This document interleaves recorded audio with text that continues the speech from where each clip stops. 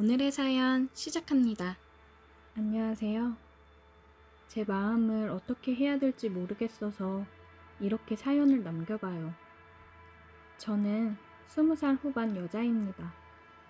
언니가 결혼한 지 1년 정도 되었는데 상견례 자리에서부터 만난 사돈어른을 보고 반해 제가 먼저 적극적으로 다가가서 좋은 감정으로 만나고 있습니다.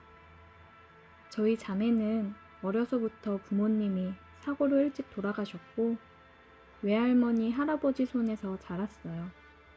언니랑은 3살 차이가 나는데 언니가 성인이 되었을 쯤 할머니, 할아버지도 건강이 안 좋으셔서 하늘나라로 갔습니다.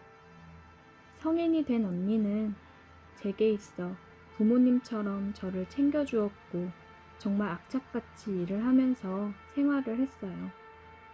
덕분에 저는 제가 하고 싶은 것들을 하며 대학 졸업도 하고 지금은 프리랜서로 일을 하고 있습니다.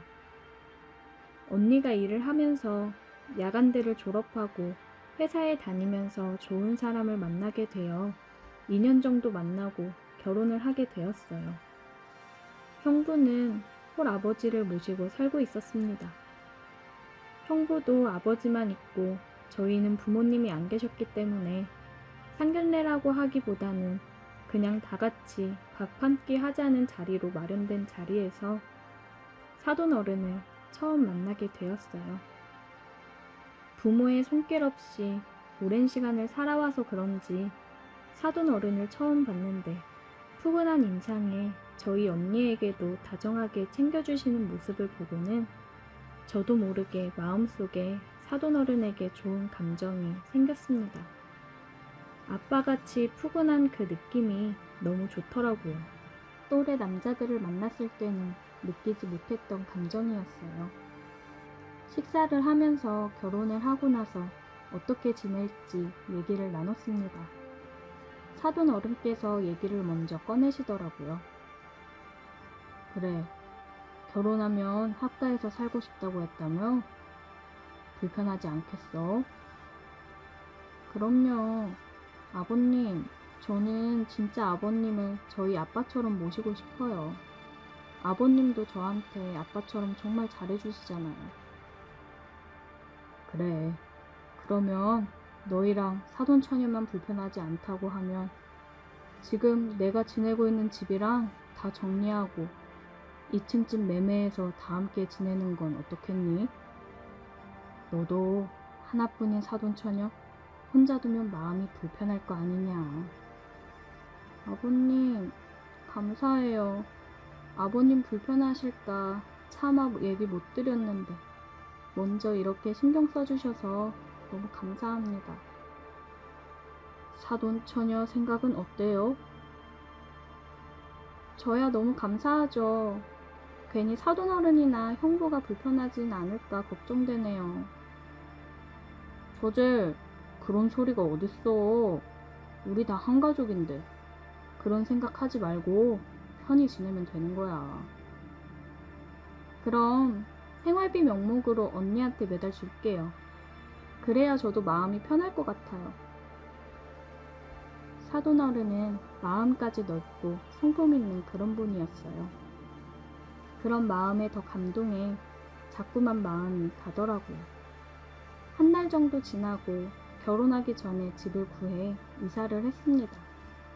입주 청소가 끝나고 짐이 들어왔고 한 번 더 다 같이 청소를 끝내고 모여 짜장면을 시켜 먹었어요.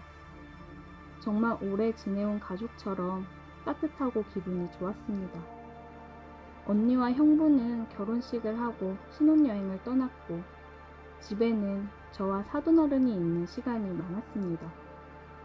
저도 집에서 프리랜서로 일을 하는 사람이고 사돈어른도 지금은 나가서 경제활동을 따로 하시는 게 아니라 몇 해 읽어놓은 것들로 생활을 하시는 분이라 가끔 취미활동을 하러 나가시거나 했어요.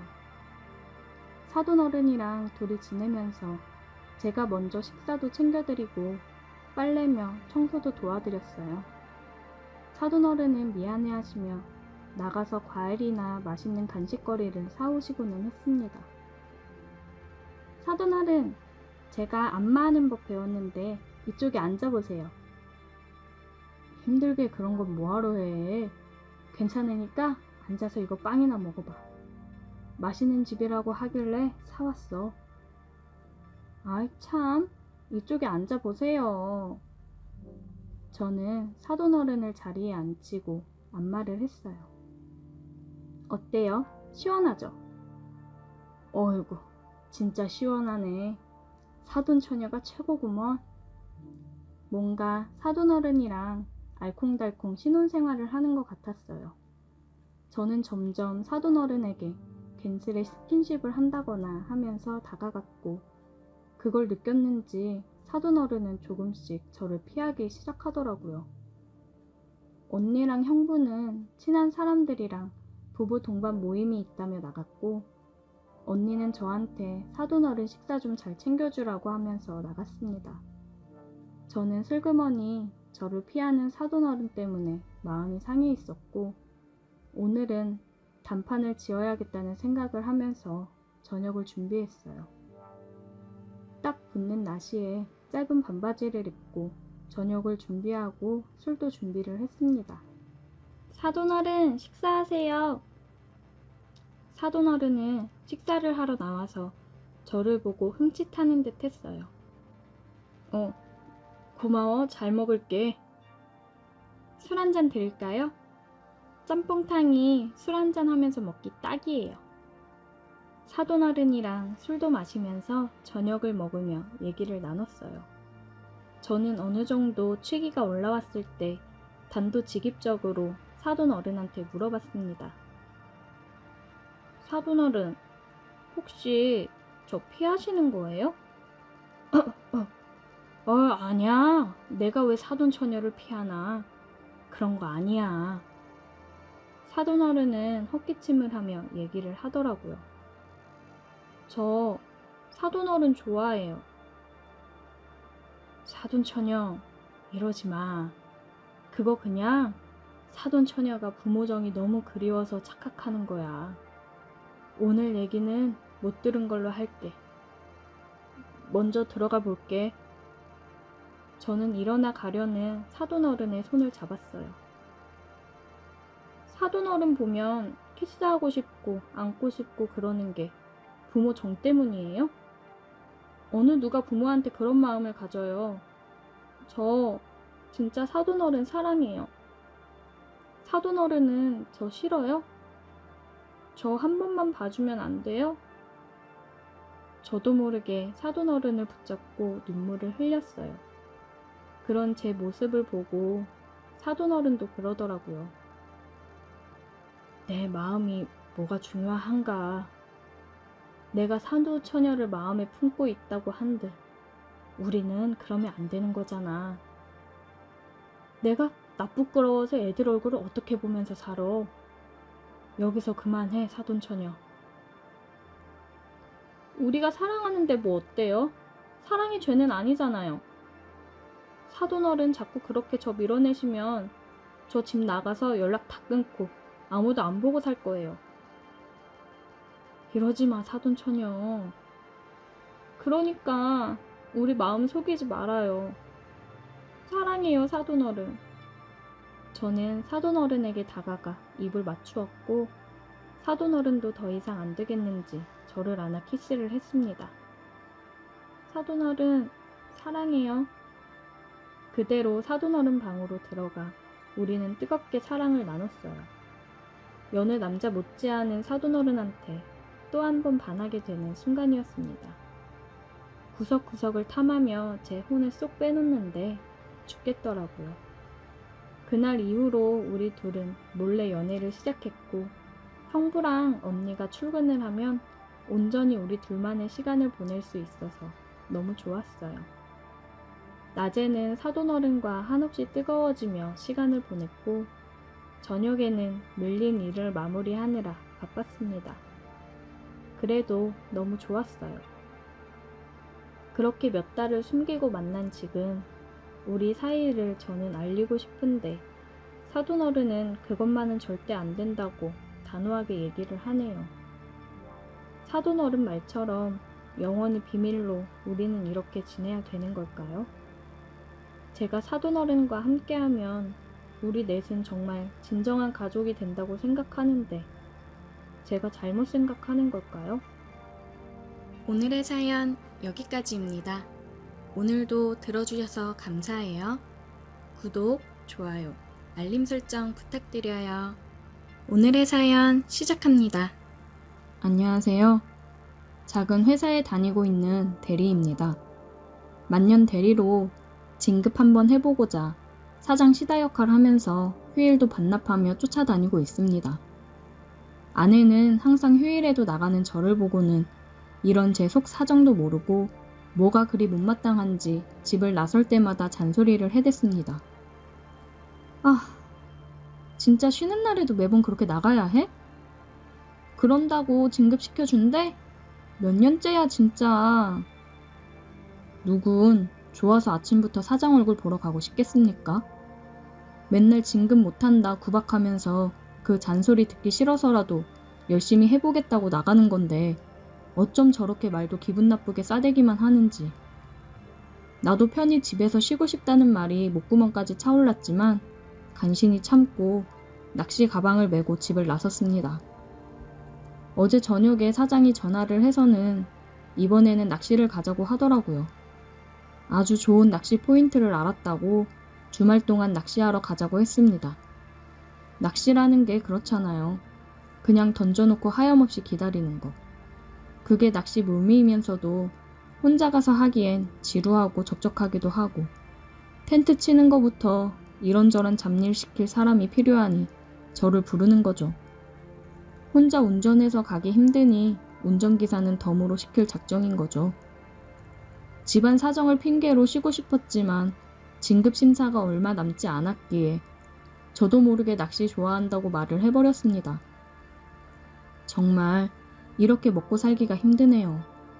전화를 끊고 답답한 마음에 한숨이 나왔습니다. 다음날 아침 차를 끌고 이른 아침부터 사장 집으로 향했습니다. 차를 세워놓고 사장 집으로 올라갔어요. 저는 초인종을 눌렀습니다. 누구세요? 안녕하십니까 사모님. 저 김대리라고 합니다. 아, 김대리님? 잠시만요. 문이 열리고 사모님이 나오시더라고요. 김대리님 오랜만이네요. 잘 지내셨죠? 네, 사모님. 사모님도 잘 지내셨죠? 그럼요. 김대리님 못 본 새 더 잘생겨지셨네. 감사합니다. 사모님도 여전히 아름다우시네요. 어머, 김대리 어쩜 그리 말도 이쁘게 해? 한참 사모님이랑 얘기를 나누고 있는데 사장님이 짐을 들고 나왔습니다. 저는 짐을 받아들고 사장님이랑 차를 타러 내려왔습니다. 김대리님, 조만간 또 봐요. 조심히 다녀오고. 네, 안녕히 계세요. 사장님은 차에 타서 얘기를 하더라고요. 김대리랑 낚시 간다니까 통 믿지를 않더라고. 그래서 올라오라고 한 거야. 요즘 외박을 많이 했더니 의심이 많아졌어. 그렇게 한참을 달려서 낚시터에 도착을 했고 짐을 옮긴 후 열심히 텐트를 치기 바빴고 사장은 벌써부터 자리를 잡고 낚싯대를 던져놓기 바빴습니다. 텐트를 다 치고 저도 낚싯대를 던져놓았고 사장은 준비해온 음식들 먹으면서 술 한잔 하자고 하더라고요. 어차피 낚시는 해지고 야간 낚시가 진짜라면서요. 그럴 거면 굳이 왜 이렇게 일찍 와서 고생을 시키는지. 그냥 집에 있기 싫어서 빨리 나오고 싶어 하는 것 같았습니다. 사모님 아버지 회사에 사장이 그냥 이름만 사장인 거라 사모님 눈치를 많이 보는 것 같았어요. 실세는 사모님이었습니다. 술을 마시면서 어찌나 사모님 흉을 보던지요. 나이 먹어서도 아직도 자기를 아래로 보는 것 같다며 불평불만을 늘어놓더라고요. 그러면서 지금 만나는 여자에 대해서도 얘기를 했습니다. 술이 들어가서 그런지 아니면 사장도 나이를 먹더니 수다가 많아진 건지 별별 얘기들을 다 하더라고요. 저는 묵묵히 공감해주며 같이 술잔을 기울여 줬습니다. 다음날 낚시를 마치고 집으로 돌아왔어요. 짐을 들고 사장 집까지 옮겨줬습니다. 사장은 피곤해서 씻고 바로 자야겠다며 화장실로 들어갔어요. 김대리님, 다음에 내가 도움 필요한 일 있으면 부를게요. 도와줄 수 있어요? 그럼요, 사모님. 언제든지 말씀하세요. 제가 도와드릴 수 있는 건 도와드릴게요. 그래요. 고생 많았어요. 조심히 가요. 네, 안녕히 계세요. 저도 집에 와서 씻고 바로 뻗어버렸습니다. 낚시라는 게 정말 지루하고 힘든 거더라고요. 그리고 한 일주일 정도 흘렀을까요? 사모님이 연락을 해왔습니다. 김대리님, 다름이 아니라 우리 남편이 오늘부터 출장 갔잖아요. 근데 집에 뭘 좀 수리해야 되는데 좀 도와줄 수 있을까? 네, 알겠습니다. 제가 찾아뵐게요. 저는 사모님 전화를 받고 퇴근을 하고 집으로 찾아갔습니다. 왔어요? 네, 사모님. 어떤 것 때문에 그러세요? 아직 식사 안 했지? 여기 와 앉아요. 사모님을 따라 들어가 보니 식탁 위에 맛있는 음식들이 차려져 있었습니다. 어우, 진수성찬인데요? 부탁하실 일은 어떤 거예요? 아, 천천히 얘기해요. 밥부터 먹고. 술은? 뭐로 줄까요? 저 차를 끌고 와서 술은 괜찮습니다. 대리 불러 가면 되지. 와인 괜찮죠? 네, 좋습니다. 김대리가 일을 그렇게 잘한다면서요? 이렇게 일 잘하는 사람이 진급도 빨리 하고 그래야 되는데 아쉽네. 좋게 봐주셔서 감사합니다. 그래도 이번에 진급 심사 있으니까 열심히 하다 보면 좋은 결과 있겠죠. 그래요. 얼른 먹어요. 잘 먹겠습니다. 사모님은 식사를 하면서 부담스럽게 계속 빤히 쳐다보며 웃었고 와인도 계속해서 따라주더라고요. 이 아줌마가 무슨 속셈이 있어서 이러나 생각이 들었습니다. 우리 남편 회사에서는 어때요? 잘 안 붙어 있지? 사장님은 아무래도 외부로 나가셔서 일을 보시는 경우가 많으시니까요. 그래도 회사에 애정 가지고 더 키우려고 노력하시는 것 같습니다. 편들어 주기는. 맨날 나가서 여자들이랑 호텔 가고 그러는 거 다 아는데. 요즘 가만히 보고 있으니까 정신을 못 차리고 점점 밖으로 나돌더라고. 그래서 말인데 김대리가 우리 남편 뒷조사 좀 해봐. 요즘 뭐하고 돌아치는지, 회사에는 언제부터 언제까지 있는지. 알겠지? 제가요? 그 정도는 해줄 수 있지? 잘 생각해봐. 남편보다는 나한테 잘 보여야 될 텐데. 우리 남편 그냥 바지 사장인 거 알지? 네, 알겠습니다. 제가 한번 잘 지켜보겠습니다. 그래, 잘 생각했어. 그리고 김대리가 나한테 또 해줄 수 있는 게 있을 것 같은데? 어떤 걸... 사모는 식탁 밑으로 제 다리를 쓸어 올리면서 저를 보며 아까 그 부담스러운 미소를 짓더라고요. 저는 당황해 와인 한 잔을 벌컥벌컥 마셨습니다. 김대리, 많이 더운가 봐? 땀도 흘리는 것 같은데. 더우면 씻고 가도 되는데. 저 사모님, 이러시면 제가 곤란합니다. 김대리는 만년 대리로 있고 싶나? 지금 김대리 결정에 따라서 어디까지 진급할지 결정될 텐데. 김대리 욕망 있는 사람인 줄 알았는데 내가 잘못 봤나 봐? 저는 고민이 되었습니다. 저보다 어리고 늦게 들어온 후배들이 먼저 진급을 하고 그러는 걸 보면서 많이 패배감도 들고 진급 못할 때 아내의 한숨 섞인 잔소리를 듣는 것도 너무 싫었기 때문에 저는 사모의 제안을 받아들였습니다. 저 확실히 밀어주시는 거죠? 그럼 이제 김 부장으로 불러야 되나? 이렇게 사리 판단이 빠른데 왜 아직 대리였나 몰라. 나만 믿어. 저는 사모를 번쩍 안아들고 침실로 향했습니다. 어머! 내가 이렇게 박력 있을 줄 알았다니까. 사모에게 키스를 하며 점점 더 가까워졌습니다. 사모는 사장이랑 할 때보다 너무 좋다며 어쩔 줄 몰라 하더군요. 아무래도 젊은 남자는 틀리겠죠. 그리고 저는 무엇보다 자신이 있거든요. 한껏 사모를 기분 좋게 해준 후 저는 씻고 나왔습니다. 김 부장, 오늘 너무 좋았어. 내 기대 이상이야. 내가 부르면 또 와, 알겠지? 네, 사모님. 저도 너무 좋았습니다. 그럼 가볼게요. 집에 도착하니 아내는 저를 본 척만 척하며 또 늦게 들어왔다고 핀잔을 주더군요. 그런 아내에게 아무 말도 하고 싶지 않았습니다. 저는 바로 누워서 잠이 들었고 진급날만 기다리고 있었어요. 그 중간 사모는 계속 연락을 해왔고 저는 사모를 만족시키기 위해 최선을 다했습니다. 그리고 사모가 부탁했던 사장 뒷조사도 같이 했어요. 젊은 여자를 만나 아주 입이 귀에 걸려 좋아 죽더라고요. 두 부부 사이가 어찌 되건 간에 저는 진급도 하고 돈이나 많이 벌었으면 좋겠습니다.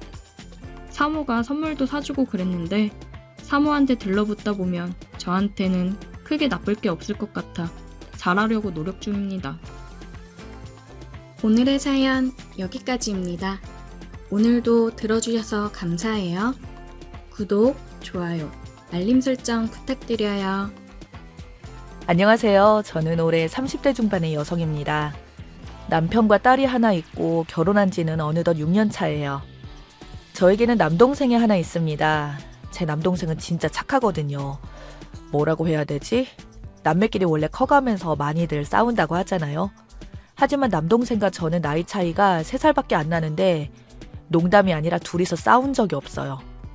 어릴 때도 동생이 너무 착하니까 솔직히 제가 못되게 굴어서 동생이 운 적은 있어도 저한테 달려들거나 얄미운 짓 한 번 한 적 없이 누나인 저를 엄청 따랐던 애라서 저도 동생을 진짜 좋아해서 항상 이것저것 신경 쓰고 챙겨줬어요. 동생은 공부에 취미가 없던 저와 달리 공부하는 것을 매우 좋아했고 책 읽는 것을 좋아했습니다. 학교 성적도 최상위권이었지만 소극적인 성격 탓에 소설 같은 걸 읽고 쓰는 걸 좋아했고 그게 직업이 되었어요. 군대를 다녀올 무렵부터는 장르소설 작가로 활동을 하며 돈을 벌기 시작하더라고요. 사실 그렇게 유의미한 정도는 아니었고 동생도 초기작이라 그렇다며 돈이 안 되는 것 당연하다는 식으로 말을 하더라고요. 저희 집에서는 동생이 공부도 잘하고 좋은 대학교를 들어갔는데 왜 이런 이상한 걸 하느냐고 한 소리를 했는데 그 당시에나 장르소설이 돈이 안 되었지 지금은 엄청난 수익을 내거든요. 저희 부모님이나 저는 그런 걸 잘 모르니 엄청 걱정을 했었죠. 자기의 의견을 잘 내세우지 않던 동생은 저희 때문에 작가의 길을 잠시 접고 대기업에 취직을 잠시나마 했었으나 본인의 성격상 상사와의 갈등이나 직장 내 분위기 때문에 너무나도 스트레스를 받아 하며 저희에게 처음으로 작가로서 정말 살고 싶다고 강력하게 주장을 하더라고요. 그때 우려 반 걱정 반으로 허락을 해줬는데 동생은 저희가 상상했던 것보다 훨씬 빠르게 자리를 잡아갔습니다. 거의 매일매일 스트레스를 받는 모습은 있었지만 시장에서 인기를 얻어 당시에 제가 다니던 중소기업 연봉을 한 달 월급으로 들고 갈 때도 있을 정도였어요.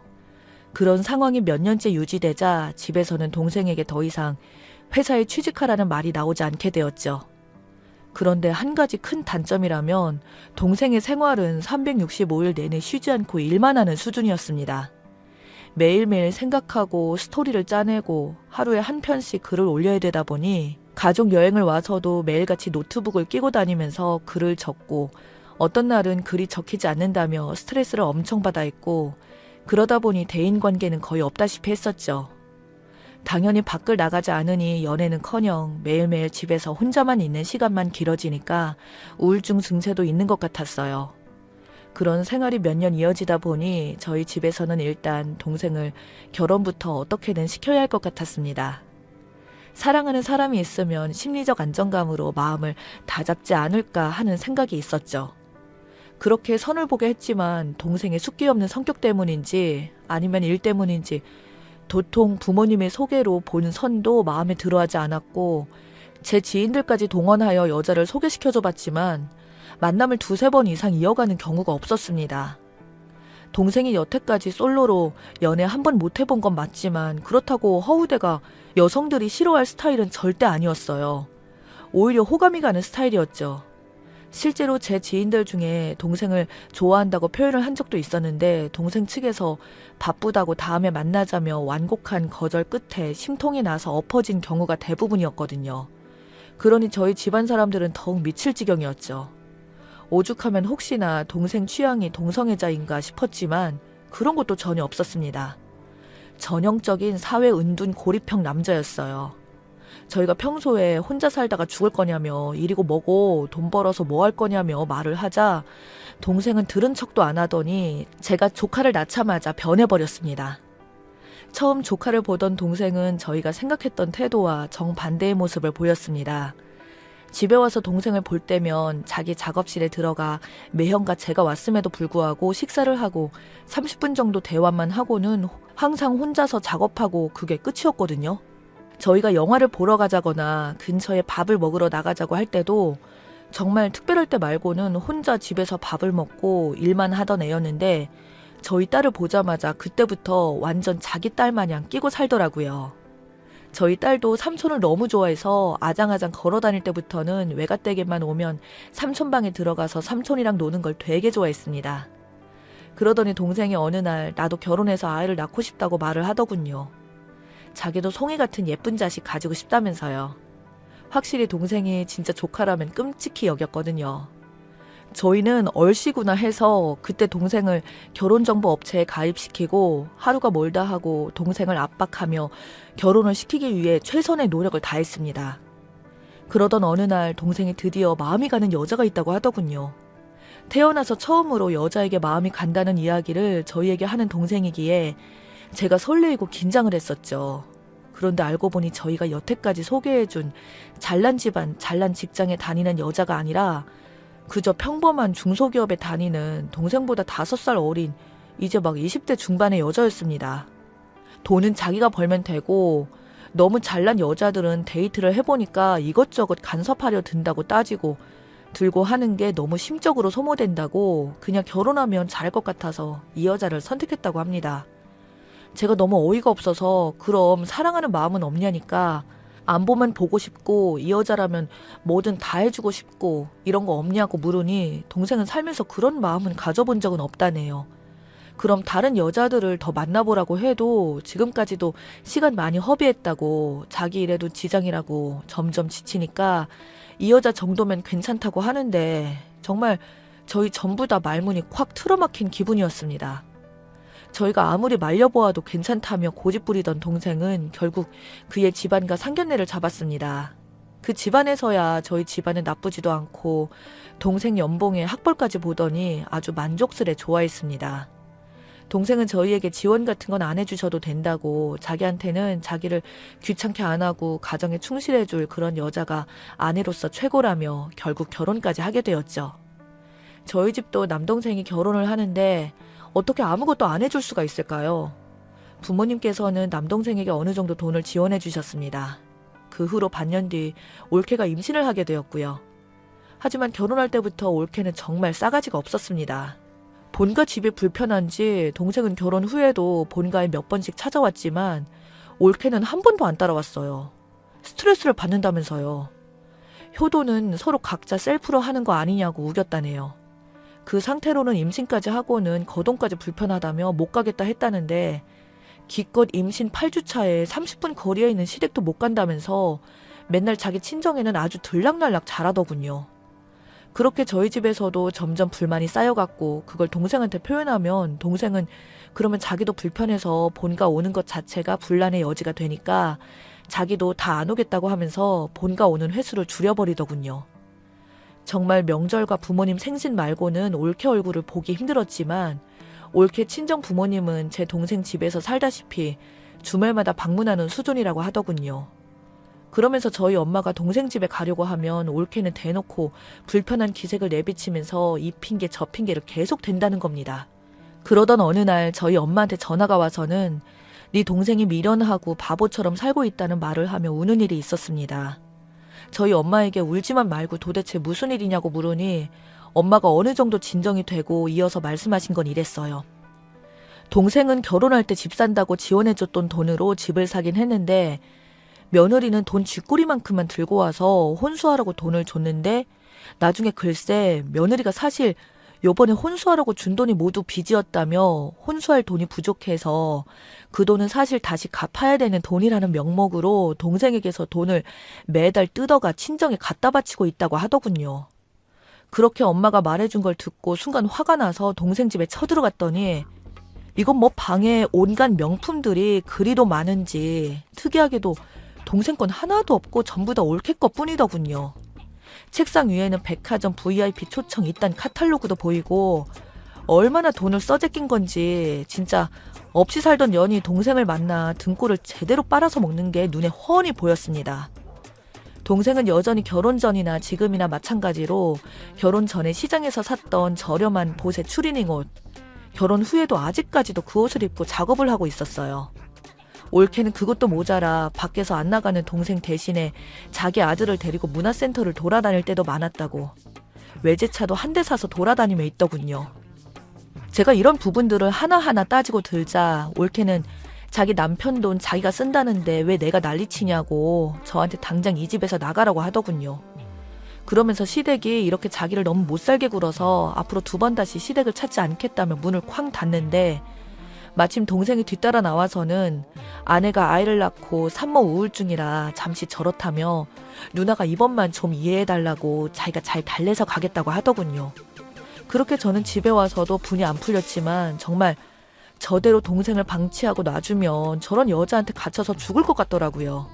너무 착하고 좋은 동생이지만 저렇게 동생의 등골에 피 빨아먹는 듯한 모기 같은 여자를 앞에다 두고 모르고 산다는 게 저는 정말 미칠 것 같았습니다.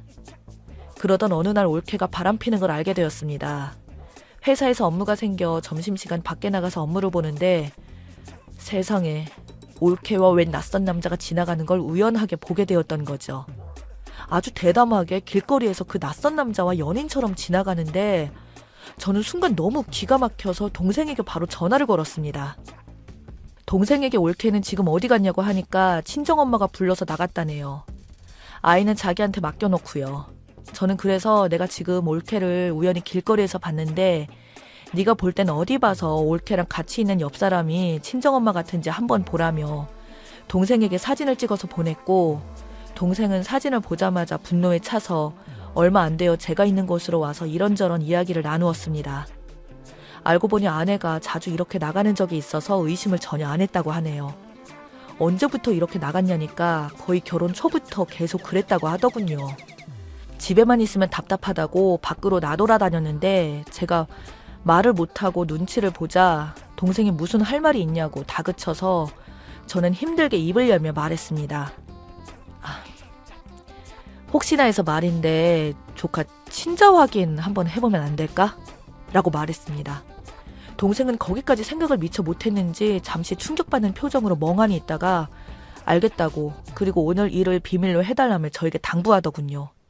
저는 동생에게 혹시 덮을 생각이냐고 하니까 그건 아니라고, 모든 것을 명확하게 증거를 모아야 된다며 이거는 부모님도 충격받고 쓰러질 수 있는 큰일이 될 수가 있어서 부모님께도 자기가 이야기하기 전까지는 비밀로 꼭 해달라고 신신당부했습니다. 그리고 정확히 한 달 뒤 동생이 경찰서에 있다고 갑자기 연락이 오더군요. 올케를 얼마나 팼는지 병원에 실려가게 됐다고 해요. 그런데 폭행죄는 동생이 잘못을 했지만 올케는 사기죄로 이미 고소가 된 상태였습니다. 알고 봤더니 이미 동생과 만나기 전부터 3년을 넘게 만나던 남자가 있었고, 집안에서 그 남자가 비전이 없으니 일단 선을 한번 보라고 했기에 처음부터 동생에게 돈을 타서 이혼할 작정으로 그냥 돈을 목적으로 계획적으로 결혼해서 갈취를 했던 거죠. 심지어 아들조차도 동생의 아이가 아니었습니다. 더 소름 돋는 건 거기에 동조를 했던 게 바로 장인 장모였습니다. 장인 장모 말로는 처음에는 몰랐다, 나중에 뒤늦게 알고 나서는 그러면 안 되는데 이미 벌어진 일이었고 너무 엄청난 일이라 어쩔 수 없이 딸을 도와줄 수밖에 없었다는데 이게 말이나 됩니까? 올케는 지속적으로 집안의 일을 핑계로 거액의 돈을 갈취해갔습니다. 거기에 장인 장모도 딸과 사전에 들키지 않도록 미리 입을 맞췄던 거고요. 근데 처가 모두가 짜고 친 정황이 드러나게 되었습니다. 장인 장모도 딸에게서 거액의 돈을 계속 입금받은 정황이 있고, 그 남자하고도 돈을 흥청망청 쓴 것도 탄로가 나 올케뿐만 아니라 처가의 장인 장모도 실형을 받아 감옥에 수감이 되었네요. 동생은 남자와 올케 둘 다 위자료 소송까지 들어갔으나 돈은 이미 다 써버린 개털들한테 받아낼 게 뭐가 있겠습니까? 동생 돈을 갈취해서 흥청망청 다 쓰고 기껏 남은 건 올케 명품들과 언제 돌려받을지 모르는 돈, 그리고 남의 자식을 자기 자식처럼 소중하게 키웠던 동생이 죽어서도 지울 수 없는 마음의 상처뿐이었습니다. 앞으로 제 동생이 이 사건 이후로 잘 살아갈 수 있을지 걱정이네요. 들어주셔서 감사합니다.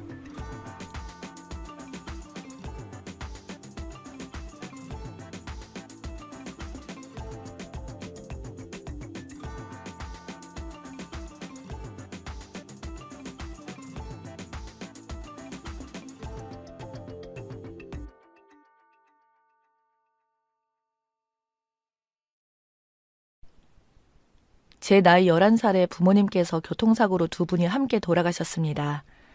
뭔가 슬퍼할 겨를도 없이 장례를 치르고 형제도 없는 탓에 결혼도 하지 않은 삼촌이 저를 걷어서 키워주셨어요. 중학교 1학년 때 삼촌이 장가를 가면서 제 거처가 문제가 되었죠. 숙모는 정말 천사 같으신 분이라 여태 저를 딸처럼 키워주셨습니다. 저와 숙모는 죽이 잘 맞아요. 제가 중2 때 임신을 하셔서 고등학교 시절엔 동생이 생긴 것만도 너무 좋았죠. 숙모와 삼촌과 동생과 보내는 시간이 정말 행복했습니다. 그때는 고맙기만 했는데 커서 세상에 나와보니 숙모와 삼촌이 얼마나 대단한 사람들인지 두 분이 존경스러웠어요.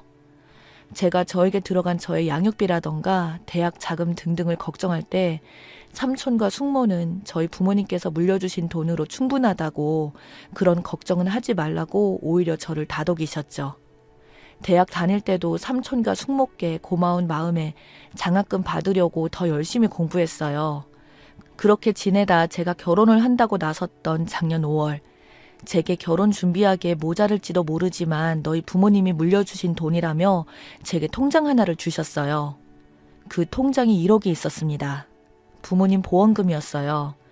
그걸 보고 얼마나 울었는지 모릅니다. 엄마 아빠 생각이 나서가 아니라 삼촌과 숙모께 너무 감사해서요. 그간 저희 부모님께서 물려주신 돈은 손도 대지 않으셨던 거죠. 오로지 두 분이서 저를 거두셨습니다. 큼직큼직한 돈은 할머니 할아버지께서 도와주셨고 외가에서 도와주셨다고 삼촌께서 말씀해 주더라고요. 제가 바보도 아니고 그 돈을 다 가져오나요? 제가 그동안 모아둔 돈만으로도 결혼 자금은 충분하니 이 돈은 삼촌께서 지니고 계셨다가 나중에 정말 저에게 큰일이 생기면 정말 자식이다 생각하고 저를 위해 써달라고 맡겨놓기로 했습니다. 저는 올해 30살에 그 사람과 결혼했어요. 연차는 같아도 저는 경력직이고 신랑은 신입이라 제가 선임이나 마찬가지였어요. 물론 연봉도 20% 정도 차이가 나요. 저는 꾸준히 10%씩 연봉 인상을 해왔고 신랑은 2번이나 C등급을 받아서 4% 정도밖에 인상을 못한 적이 있어요. 그래서 연봉 차이가 꽤 납니다. 제가 이 회사에 이직을 한 나이가 26살이었고 남편은 30이었는데 신입이었죠. 입시를 준비하다가 입사를 하게 되었다고 했었어요. 연애를 시작하면서부터 신랑은 계속해서 결혼을 이야기해왔습니다. 저도 이제 삼촌에게 짐을 덜어드리고 결혼을 해서 내 가정을 꾸리고 싶다는 생각이 들 때 서로의 재정 상태를 오픈했는데 저는 당시 모아둔 돈이 몇 천만 원이었던 반면에 신랑은 1,500만 원이었어요. 모두들 아시다시피 8,500만 원으로는 서울 하늘 아래서 전세는 꿈도 못 꾸고 반전세를 살아야 하거나 혹은 대출을 껴야 하는 상황이었습니다. 하지만 저는 제게 남겨준 유산에 대해서는 일절 말하지 않았어요. 속이는 게 아니라 진심으로 그 돈은 제 돈이라고 생각한 적이 없었기 때문이죠. 그 돈은 저를 이렇게 잘 키워주신 삼촌 내외분 것이라고 생각합니다. 그래서 제가 모은 돈을 기본으로 대출을 받아 전세를 하기로 합의를 보고 신랑은 혼수와 웨딩 비용을 감당하기로 했어요. 저희는 웨딩 자체를 스몰 웨딩으로 했습니다. 더구나 시댁에서는 일절 받은 거라고는 하나도 없었어요. 저희가 화려한 식을 생각하고 싶다고 말씀드리겠거나 제가 무엇을 하나 가지기 시작하면 삼촌과 숙모까지 가만히 계시지 않으실 것을 알았기 때문에 흔한 금반지도 받지 않았어요. 그냥 저희가 연애할 때 끼던 커플링을 바로 세팅해서 결혼 반지를 했습니다. 신랑은 다정다감한 사람이고 집안일을 저보다 훨씬 잘하는 사람이라 저희 역할 분담은 꽤 잘 되었고 신랑도 저도 아무런 불만이 없었습니다. 전혀 문제가 없었죠. 오히려 행복했어요. 시댁에서는 가끔 저에게 부모가 없어서 본데 없이 다르다는 말씀을 종종 하셔서 저의 속을 뒤집어 놓기만 했죠. 하지만 저는 그런 말을 그러려니 가능한 한 귀로 흘러버렸고 신랑이 알아서 철벽 방어를 해줘서 여기까지 무난하게 잘 참았습니다. 그런데 약 한 달 전쯤 제 생일을 기점으로 신랑이 변하는 일이 생겼어요. 올해 진급시험에서 신랑은 떨어지고 저는 과장으로 진급을 해서 신랑이 의기소침한 것을 알고 있었지만 제 생일을 기점으로 퇴근도 같이 하지 않고 자꾸 늦게 들어왔습니다. 술을 마셨다는 핑계로 작은 방으로 들어가 따로 잠을 자기로 했고요. 제가 왜 이런 행동을 하냐고 나에게 불만이나 실망한 점이 있다면 대화로 풀자고 했지만 신랑은 저와는 소통을 차단한 듯 이야기 자체를 하고 싶어 하지 않았어요. 그리고 지난주 저는 신우에게서 전화를 받고서야 신랑이 진짜 변한 이유를 알게 됐어요. 이유가 정말 소름 끼치더라고요. 제 생일, 신랑은 대전으로 출장을 간 상태였어요. 혼자 집에서 생일을 보낼 것이 안타까워 삼촌 내외까지 저를 집으로 부르셨습니다. 조촐하게 파티를 하고 오랜만에 만나는 동생 용돈도 해주고 기분 좋게 집으로 돌아왔습니다. 그런데 다음날 숙모께서 동생에게 준 용돈을 제 통장에 이체해 놓으시고 그걸 사진으로 찍어서 제게 전송하셨더군요. 우리가 너에게 해준 것도 없는데 마음만 받을게. 이 돈은 너의 노후를 위해 써야 돼. 마음만 이곳에 보관할게. 뭐 이런 간단한 인생 말과 함께요. 말할 수 없이 너무 감사했고 왜 그러시냐. 그 돈은 내 돈이 아니다. 그때도 말씀드렸지만 나는 그 돈을 내 돈이라 생각해 본 적이 없다. 뭐 이런 얘기들을 했어요. 그때 숙모께서 차라리 대출금을 이 돈으로 해결해라. 그런 내용들의 이야기를 나눴어요. 제가 그 돈을 거절한 내용의 카톡을 신랑이 봤던 겁니다. 저에 대한 모든 말이 거짓으로 들리고 그렇게 돈이 많으면서 이자까지 물면서 이렇게 좁아터진 집에서 사는 이유를 모르겠다고 생각했다네요. 한참을 생각해도 답이 나오지 않아 남편은 신우에게 고민을 털어놨고 그 이야기를 들은 신우는 제게 득달같이 전화한 거였어요. 결혼을 했으면 넌 이 집 식구야. 왜 삼촌 내외한테 네 돈을 주고 난리야? 너는 대체 상식이 있니 없니? 앞으로 너를 건사할 사람은 내 동생이야. 이런 말도 안 되는 소리를 하길래 남편과 저는 서로 합의하에 결혼했고 동등하게 시작한 관계고 돈 말씀하시니 얘기할게요. 금전적으로라면 제가 더 많이 보태서 시작했죠. 그리고 전 지금 충분히 내 밥벌이를 하고 있습니다. 아시겠지만 애기 하나 키우려면 돈, 정성, 말도 못하는 것들이 들어가는데 어린 시절 1에서부터 10까지 모두 돈이죠. 대학 학비, 학원비 어디 모자랄 것도 없이 삼촌 내외께서 해주셨어요. 전 짐승이 아니에요. 당연히 제가 드려야 할 돈이고 더 드릴 수 있다면 더 드려야죠.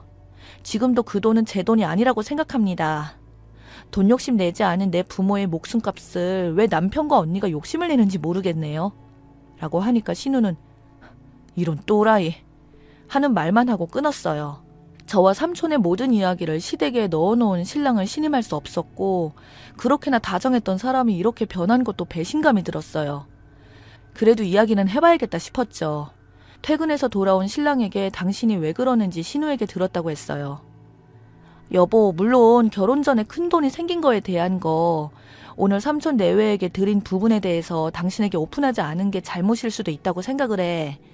하지만 그래도 당신과는 무관한 돈이고 당신을 알기 전부터 존재했던 돈이잖아. 그 돈이 있던 없던 우리는 현재 만족하는 삶을 살아왔고 전혀 부족함이 없었는데 왜 이렇게 변한 거야? 이렇게 얘기를 했더니 신랑이 한마디 하더라고요. 너 진짜 누나 말대로 또라이야? 벌써 신우와 통화했나 봅니다. 그 돈의 존재 유무에 의해 남편이 이렇게 변할 수 있다는 것에